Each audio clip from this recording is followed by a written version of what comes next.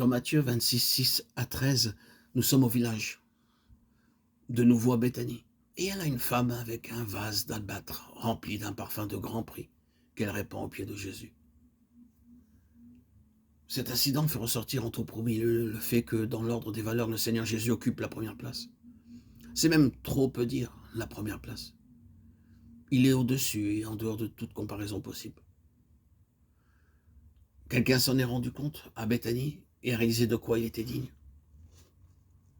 La remarque des spectateurs revient à ceci. Est-ce bien la peine pour lui? C'est là au fond ce qu'ils ont voulu dire. Il n'en vaut pas la peine. Naturellement, ils n'auraient pas formulé leur pensée dans ces temps-là. Mais elle voit bien, elle, quel sacrifice il mérite. Elle discerne dans sa personne quelque chose qui n'a pas de prix. Et c'est cela qui est au premier plan ici. C'est une caractéristique de Béthanie aussi bien que de la chambre haute et de mon église. C'est un trait distinctif du rassemblement de ceux qui sont siens, de cette phalange qui est selon son cœur. Reconnaître ce qu'il y a dans sa personne d'infini, sans prix. Réaliser qu'on ne trouvera jamais rien de trop précieux à déposer à ses pieds. Pour vous qui croyez, il a du prix. 1 Pierre 2,7. Tout cela est très simple. Mais il y a là un geste, encore une fois, qui montre à quel point était intense et profond le culte dont le Seigneur Jésus était l'objet à Béthanie. C'est un trait qui confère à ce village qu'il aimait un caractère tout spécial. C'est aussi ce qui donne au rassemblement des siens du prix à ses yeux. Là, au moins, sa vraie personnalité est reconnue. On ne le méconnaît pas, on réalise qu'il est. On se rend compte de quoi il est digne. Et il faut cela dans la maison de la foi. C'est une caractéristique qui doit se développer de plus en plus. Et nous devons nous en préoccuper. Une reconnaissance spontanée, toujours grandissante de sa valeur et de tout ce qui, en lui, est précieux au-delà de toute mesure. Quelle différence entre cette atmosphère de Béthanie et les formes souvent si rigides d'un système ecclésiastique?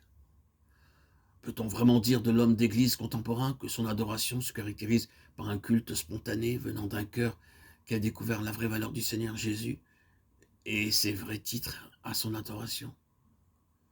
Là où il en est ainsi, vous avez l'assemblée telle que Dieu la conçoit.